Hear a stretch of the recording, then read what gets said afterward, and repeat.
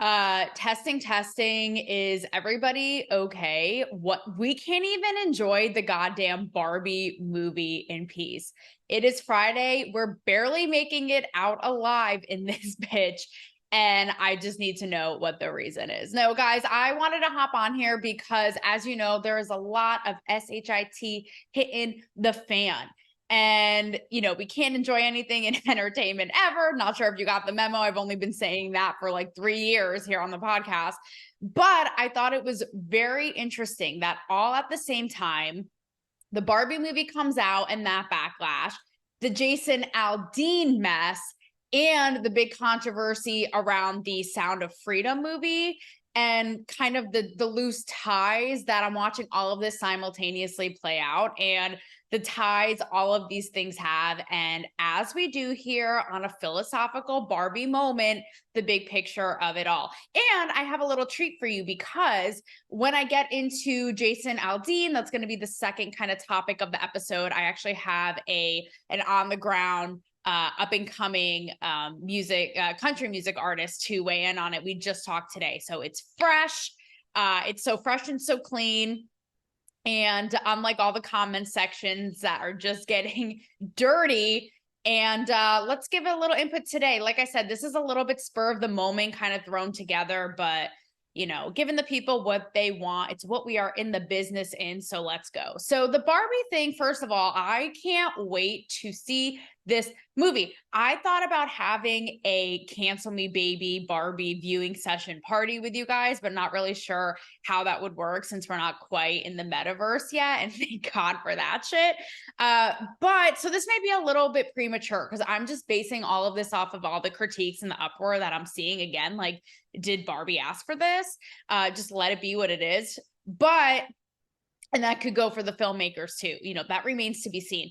But this could also be an interesting journey and an interesting, arc that may or may not be like what is going to play out in the Barbie movie. Because after I see it, I can come to you guys and it'll be a fun little journey. Because again, it's really fresh. I'm basing all of this off of what I'm seeing versus my actual take and experience watching the movie. So I'll say this right away, right? I mean, like, no one has chill about anything ever in this existence. I'm exhausted. I'm tired. I need a nap.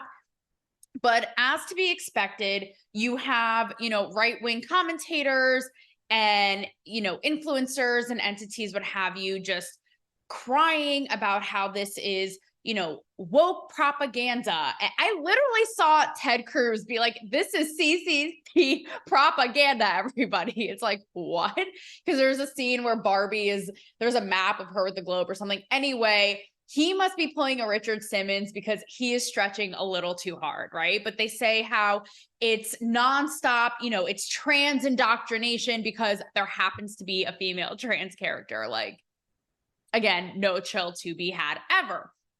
Also, amidst the SAG writer and actor strike all going on right now, it's hilarious because the people who are going to these parties and these premieres, because actors contractually aren't allowed to be promoting their movies right now with the strike.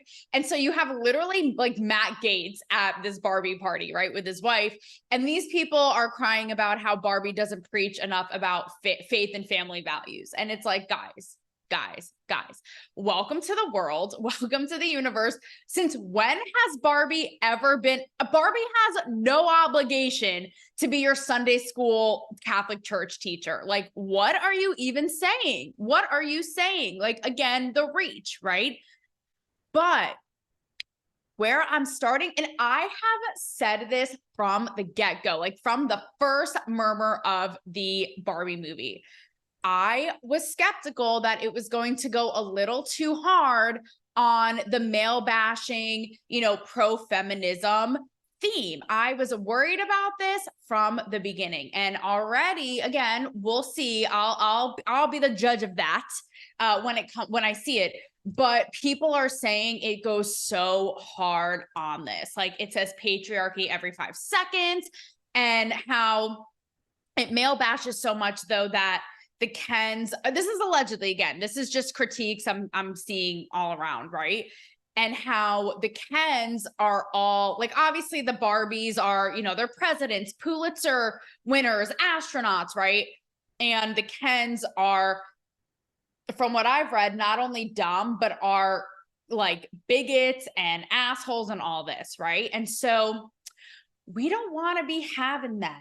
That's no good. That's not a good look for us, right? Number one, because of at the base of it, in a time when we want to be entertained, do that, especially when Barbie is the most iconic, really female like figure when it comes to pop culture, right? I've said this before, but in a time when women were appointed solely with making banana bread as housewives, really breaking out of that and seeing this gorgeous woman be and do anything, right? So, you know, there's a part of me that's like, you can do it, but do it the right way. And does it have to be at the expense of men? Like, get it. Barbie was always about this. And yes, Ken was always like the side chick, the side Ken, if you will. And that's what was so great about it. But it didn't have to be this hooting and hollering. And why I say this is so problematic is because if you remember my last episode about the Tucker Carlson, Andrew Tate nonsense is, in my mind, a product of this very thing, right? Painting men out at every turn to be, you know, to be assholes. They suck. They're bad. They're stupid. And in turn, you have a bunch of asshole Andrew Tates running around trying to stake their claim and being the biggest misogynist and feeling like the only way that they can assert their manliness is literally by degrading women. Like, you're not a tough, cool guy. You're a loser, right? But this is the product of that. Now, with that said, I don't think that we have to baby them or put them on a pedestal, but I do think that this over and over recurring theme in media causes that serious backlash. So that's why I don't want to be seeing this. No bueno. You know who did this artfully and skillfully? Be a Legally Blonde.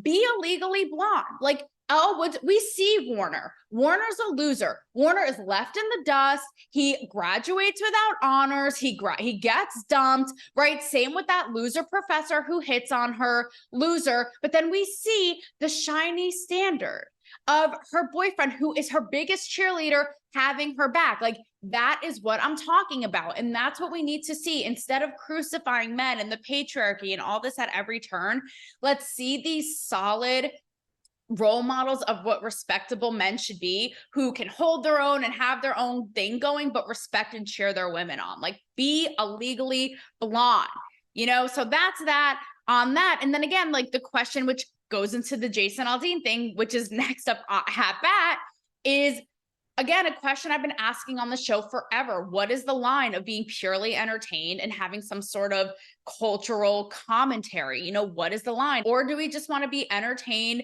but again, in a Legally Blonde way that still makes a point and doesn't have to shit on anybody? Okay, so Jason Aldean, this is a real big mess. So his new music video, Try That in a Small Town, has been accused of, people are losing their minds. It was pulled off of CMT. And there's imagery of violence and, you know, gun use and rioting and all of this stuff. And people are saying that it is racist and that it is, you know, like a white supremacist manifesto and pro-gun violence and all this, even to where Sheryl Crow called it out and said, you know, I'm from a small town and this is just inciting violence. Shame on you. This isn't cool. Like, you're a loser kind of thing. Basically, what Jason Aldean said is that the whole theme of the song is talking about the violence that we've seen gone on, particularly in, it's everywhere, right? But particularly in these big cities. And the whole idea is, in a small, tight-knit town and community, that shit doesn't fly, because it's like, no matter what background, color, creed, you have each other's backs. So within the music video, there's all this imagery, like I said, of all of these things. Now, before I get into the message of it, and if I think it's racist and all of this, right? I will say off the bat, there is just some messy creative. Like, unfortunately, we are in the psychotic, everyone on alert era, and you have to cross your T's and dot your I's. Like, I'm even learning this as I do this podcast. If I skip saying one little thing, people think something else. Like, you literally, unfortunately, have to be so thorough, which I hate, but it is what it is. And this is part of where, like, again, this is just sloppy, right? So an example is Jason went on to defend himself and said, this is what it's really about. There's not one line about race. All of the news footage in the music video is real life, actual news footage, right? And so this is where, though, and I don't know how much of a say he had in this, but we come to learn, and this is like where TikTok for the win, like the unsung hero of the day for once. Who would have thought? Because like I've said, the people on there, you could see from the people who responded to my Andrew Tate critiques are certifiably deranged. But this is a time it came in for the win. And people on there basically found that some of the footage in Jason Aldean's music video has nothing to do with anything ever. It's like cheesy stock footage from Berlin, Germany, this, that. And that's where it's like, yikes, like, get it together. And that's where people are accusing him of using these stock images of, like, someone starting a fire, someone putting their middle finger in the police's face to rile people up, right? Secondly, the reason people have a problem with it is because it's shot in front of a courthouse here in Columbia, Tennessee, with the big American flag. And this was the site, famously, of a lynching of a Black man who allegedly assaulted a 16-year-old white girl in 1927. And then in the 1940s, there was a race-related riot there, right? So people are saying that is like undertones and messaging there, right? Of, again, like, white supremacy and like, this is what happens when you try this stuff in a small town.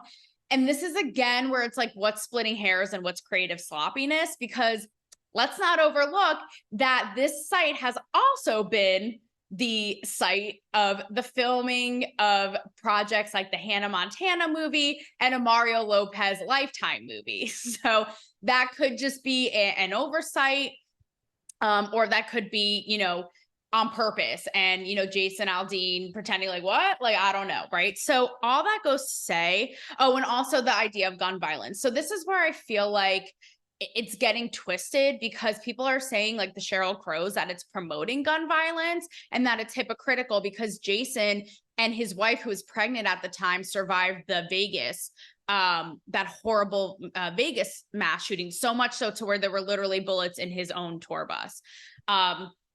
But this is where it gets a little, again, into the nuance. It's like, I feel like you guys are missing the point. I don't think he's glorifying gun use, and also like missing, like, he's obviously saying all this violence and all of this is bad. And I think that is a different and more nuanced conversation than responsible gun use, right? I mean, he's even said in his past, and I believe he even in the video, there's even footage from that mass shooting, right? So it's not like he's shying away from it or glorifying it. It's like showing how bad it is. So I feel like it's important to distinguish, because he in the past has said that while he is pro Second Amendment, he also thinks it's way too easy to get guns. So I feel like it's just a little bit of nuance in there, because it's like, don't flip the message. I don't feel like this is pro-violence or pro-gun. I feel like what he was trying to do was actually show that that's bad. But also, again, the nuance in recognizing how horrible this all is, but being able to also, it doesn't have to be so, no pun intended, but black and white and extreme, to where someone like a Jason Aldean, because of the horrific thing he experienced, has to be cold turkey, like, no guns, gun law, all this, and can still advocate for safe gun use and responsible gun use, right? Like, both things can be true.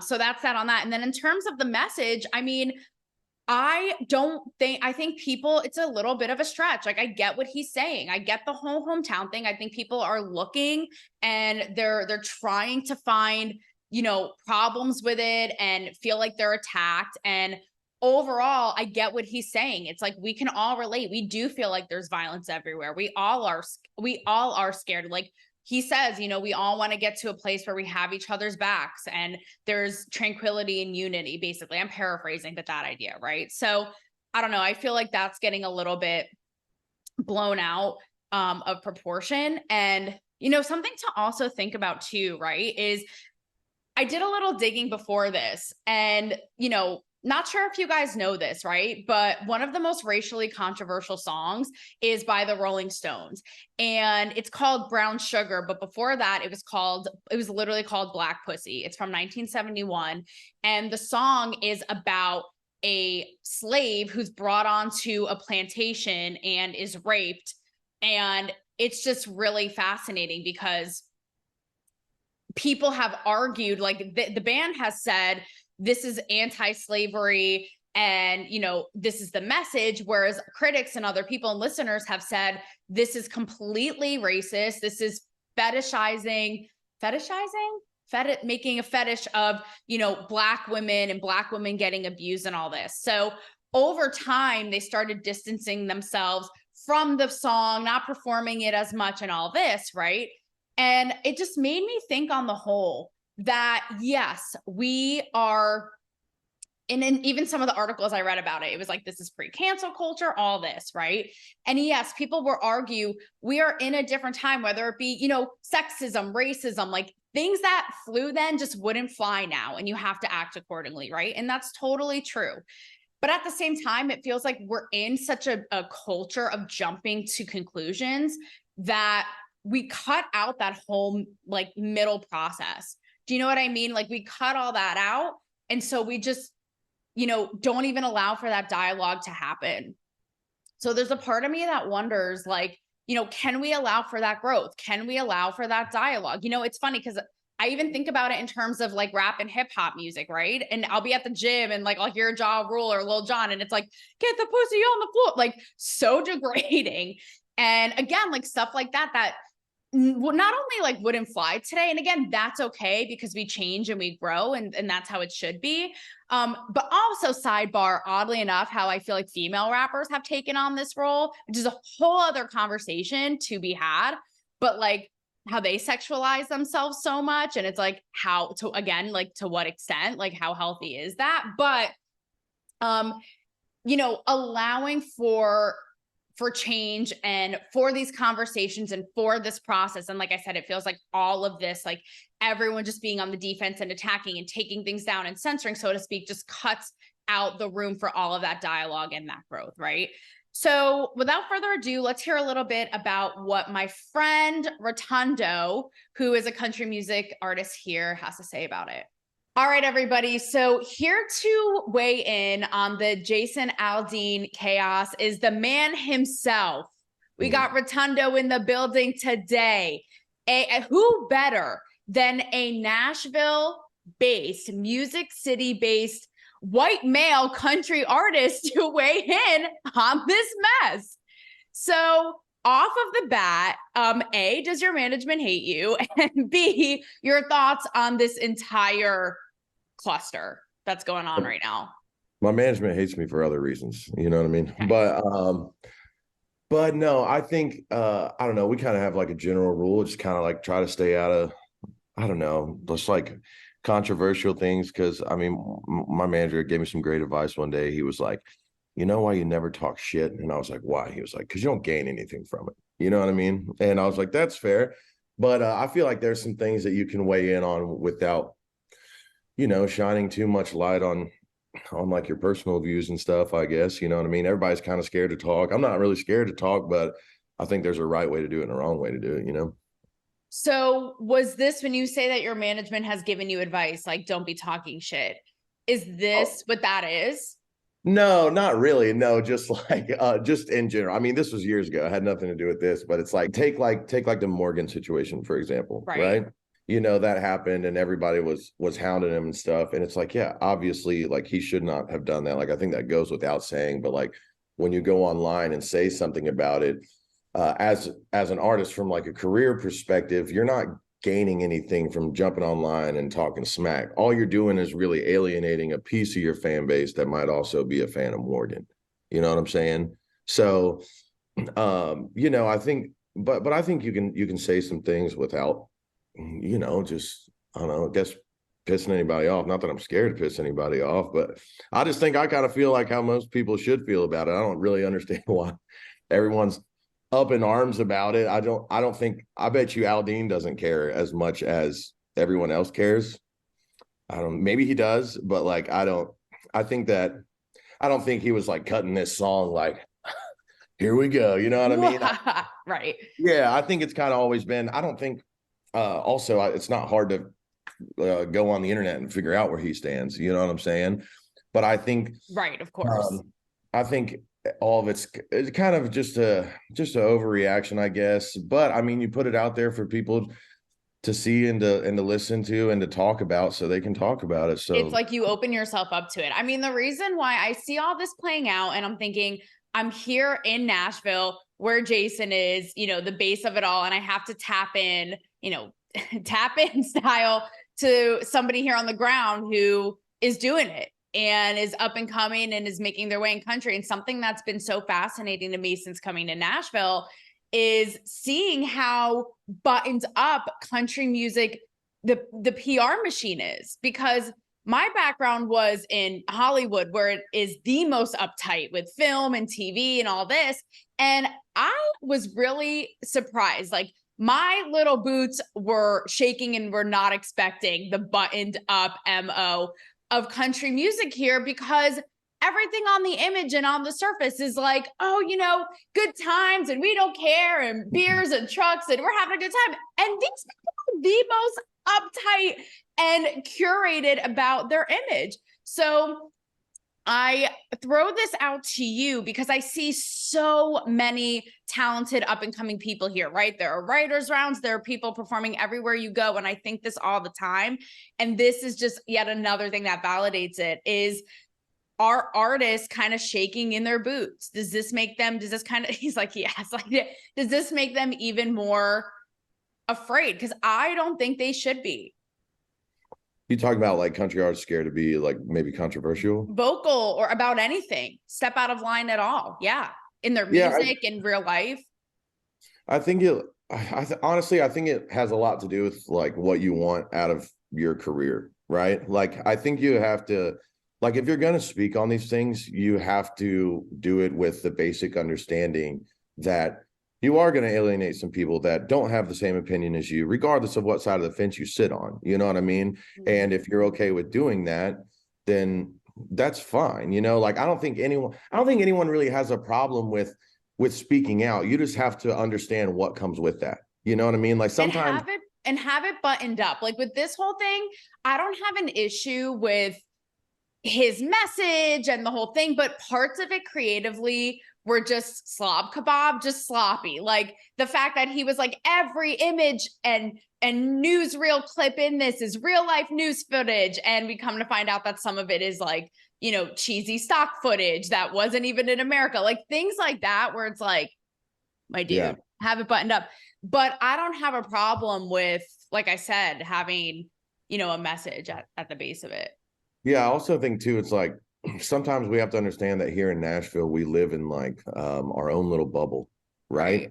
You know, like I guess, like, you know, you see a lot of, this is like a small example, you'll see like an artist make music that's like very different for country, right? Which is super cool. And here in Nashville, we're like, oh man, that's sick. But maybe like your Bible Belt country fan, run of the mill guy doesn't quite get it.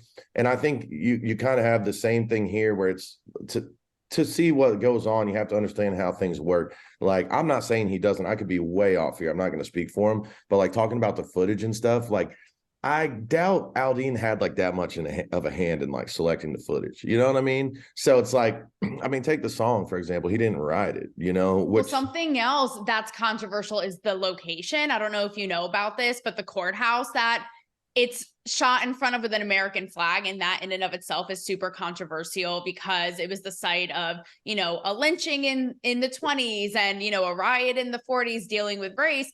And part of me wondered too, did he even know? Like, it's about crossing your T's and dotting your I's creatively. It's like, I don't know.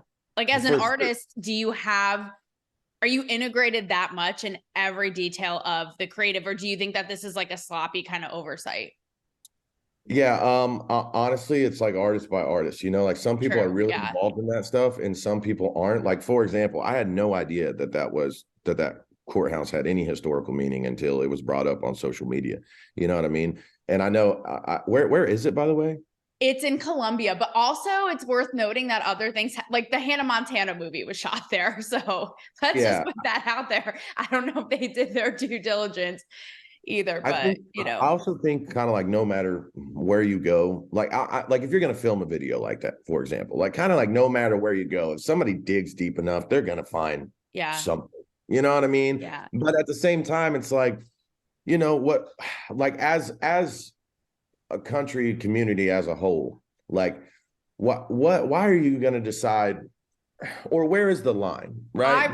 That's what I was going to ask you. Yeah, you know exactly. what I mean? Yeah. Like where is the line? Like where do you decide what you're going to be a part of and what you're not, right? And I'm taking my own personal beliefs out of it. Like whether you are Aldean and you're doing that video, like try that in a small town, or you're Kelsey Ballerini hosting the CMT Awards with the drag queen stuff, right? Like, right. Which is totally fine. Like, I don't care at all. But I guess what I'm trying to say is you would think that if you're going to let somebody do one, you should let somebody do the other, unless it's crazy. You know what I'm saying? Like, but if it's just like an opinion thing, then you should let an artist make their art. You know, there's a lot of artists that stay out of it and just make music. But there's a lot of artists historically that have very politically charged art, you know, and it's like, but you have to let them make that. You know, if you don't, you lose out on so many generational acts like Rage Against the Machine, you know, all those people. I mean, everybody, no matter what side of the coin you sit on. Me personally, I know it sounds a little whitewashed, but like I just listen to the music. Like I really don't care. Like everybody was up in arms a few months ago about Sam Smith and like what he was doing on stage and stuff in the pop world. Like, dude, don't give a shit. I love them songs. You know what I'm saying? Like I said the same thing. I'm like, quit being so tight. And I think I love what you said about it's like rules for thee, but not for me. It's so selective. Yeah. I am always an advocate of let people make their art, period. You don't have to agree with it, but I agree. We will never, you know, evolve or have those cutting edge acts. And that's what scares me. That's why I asked you the very first thing. I look around and I'm like, is everyone just tiptoeing, walking on eggshells? Because we can't be having that. But my last question for you, and really quick, have you worked or been in the orbit of notable, I mean, you definitely have, right? Of notable artists. Like oh yeah, for sure. Whether you like, can you name drop a couple who you've like written with, whatever, you know, performed, anything like that? Yeah, like some close friends of mine would be like Michael Ray, Mitchell Tenpenny, Ernest is a buddy. Shoot, I mean, I'd have to, a lot of them though. I would say like most of them, you know. He's got friends in high places. Well, see, I mean, you just hear long enough, you go out to the bars long enough, you make some friends, you know. Exactly. Coach Swindell is another good buddy of mine. But yeah, I'm in their orbit for sure. You got the beard, the nose ring, the tattoo, they're conversation starters. It's not hard for you.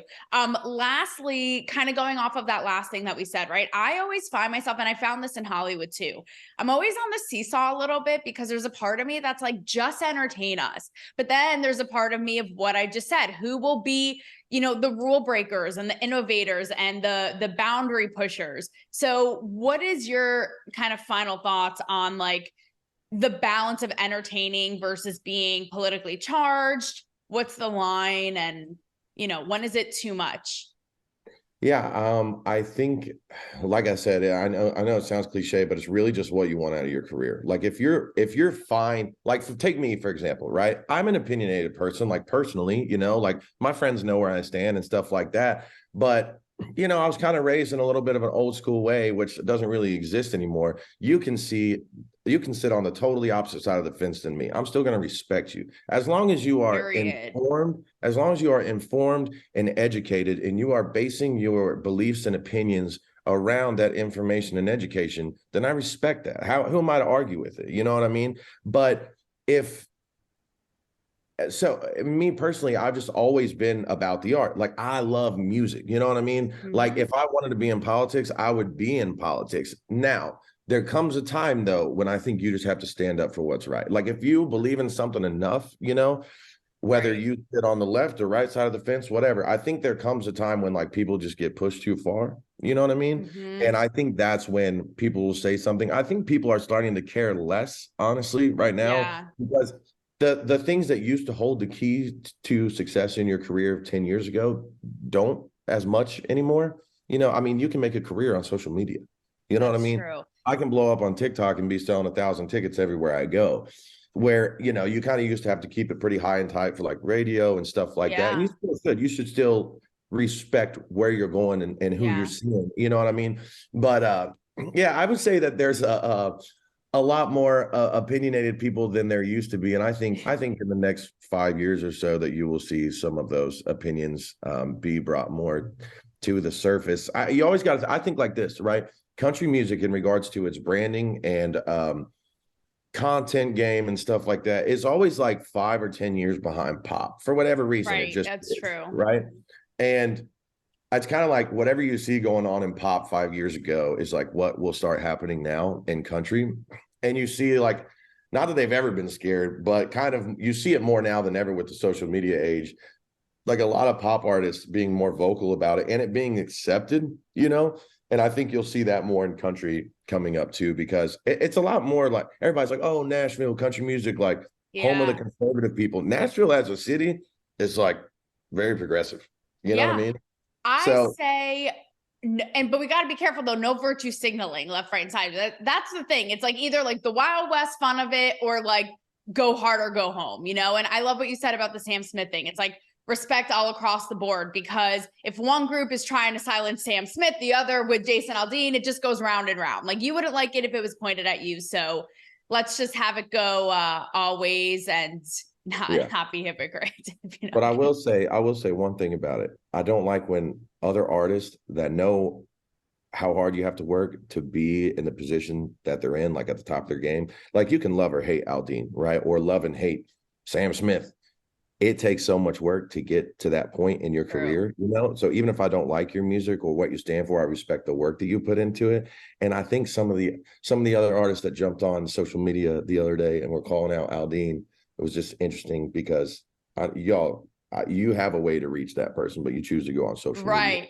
You're talking real loud. And it goes for anything that's, you know, insecurity. And so, you know, if you can back your shit up, that's all you need. Yeah, I've always been the type of person, like, if you got a problem with me and you have my phone number and you don't use my phone number first, then we have bigger problems. You know what I mean? Take it outside. All right, sir. I gotta let you go. Thank you for the input, and we will take it outside, but, you know, in the best way. Thank you for having me. Of course. All right. So with all that being said, with the Barbie movie, with the Jason Aldean, like I said, it's both things to me, whether it be the right attacking Barbie, whether it be the left attacking Jason Aldean. I mean, it's the number one, the thing that goes without saying, nothing can just be what it is anymore. Nothing can be enjoyed or taken in or thoughtfully critiqued, right? Everyone feels attacked. Everyone feels on the defense. And also to really think about the messenger, reading the room. What's the right, like, is there? I don't even know if I have a definitive answer, right? But just something to think about, like, what's is it about the messenger? Is it about the message? You know, are we going a little too hard on shutting people up? Are we not allowing the room for growth or for discourse? What have you? So the last example of craziness going on in the entertainment world is the movie The Sound of Freedom. It is starring Jim Caviezel, and it's about Tim Ballard's real life story of basically exposing a child sex trafficking ring, I believe in Colombia, and reuniting a little boy and a little girl. And it tells the story of this. And this whole controversy to me is so extremely bizarre, because the way that the liberal media, the lengths that they're going to smear this movie is wild. Also, it's really murky territory, because obviously, trafficking and child sex trafficking is an issue. Like, no one's arguing that it's not an issue.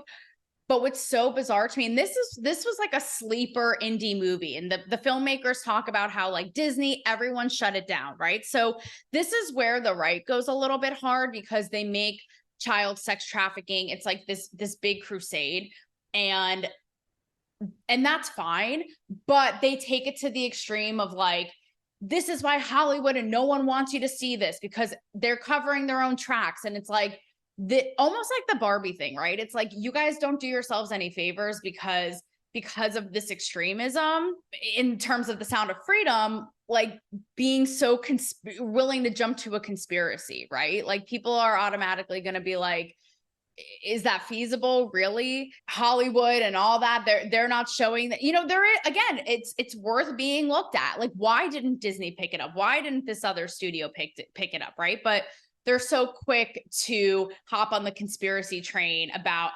Hollywood and the government and the powers that be who, are in this horrible business, so to speak, right?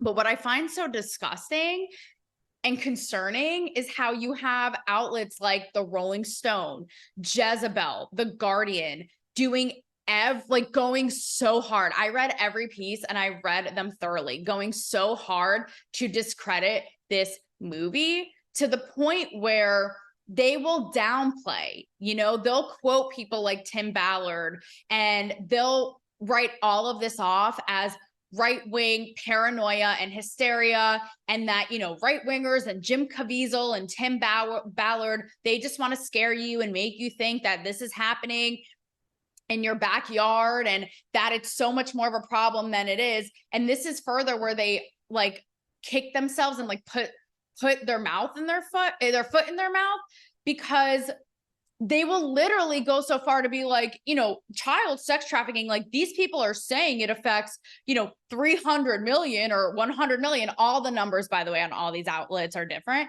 And then they'll be like, but really it only affects like X million, or X thousand.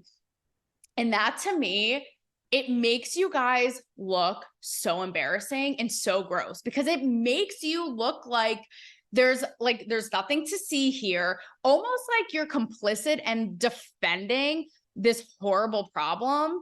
And not to mention the hypocrisy, like, was Epstein not a thing and all of his buddies? Like, where is the what? Like, as if none of that happened. So all I'm saying is, I don't know how big of a problem this actually is. I don't know if conservatives and people like Tim Ballard are inflating it. But all I know is it's obviously a problem and it's something to be looked at. And the fact that the media is going so hard to literally say, like Rolling Stone's headline is literally saying, the Sound of Freedom is, a QAnon's conspiracy theorist dream, and writing it all off as like conspiracy lunacy, makes you guys look really bad and is an embarrassment as journalists. Like, shame on you. And so the overall take from all three of these, ironically, is that the Barbie movie, Jason Aldean's song, The Sound of Freedom, have and are blowing up. Barbie, everybody's talking about it. Ben Shapiro weighed in on it, okay? So if Ben Shapiro is going out of his way, like everyone feels the need to comment on this movie. It's projected to make a lot of money. Jason Aldean, his song hit #1 on iTunes, like instantaneously. The Sound of Freedom, everybody wrote it off. And it was just word of mouth on the internet, basically. It's like right up there with Indiana Jones, if not, I think almost dethroning it. Don't quote me, but is not so much a sleeper. Like, everybody's going to see this movie. So with all of this, some big takeaways, right? Again, I don't know if I have a solidified conclusion, but the fact that all of these have blown up. So it's like, think about it. It's like you're all fueling each other's fire, right? Like, for better or worse. So it's almost like you want to be in this position because everyone's going to be talking about you and seeing you, right? Like, you're making all of this blow up, even if you're a critic. But on the other side of that, what's problematic about our culture is that because we're always attacking, everyone has to have a say, we're always on the defense. Nothing, I feel like, can actually be seen for what it is, or taken in for what it is, or again, looked at thoughtfully or critically. It's like everybody has to jump on the bandwagon one way or another, and it's just not healthy. And my biggest takeaway from this is that, quite frankly, it needs to stop. Earlier today, I shot with my hero, Matt Taibbi, who is the leading journalist behind the Twitter files, that bombshell unfolding of events with Elon Musk and Twitter and all this. And he and I really talk about all of this, like censorship and art and letting art be art. And it's really worth asking yourselves. What Matt Taibbi and I talk about is how it's really concerning, because if you start going round and round, this person or that group's going to go after that, and then that after that, and it just sets really bad precedent for people who have power, who you don't want to come in to shut you up. So we have to be careful for what it's putting in place. And guys, we already have enough people censoring us and being the enforcers, from media to government to schools. Do we really all want to be the censors of each other? Something to think about.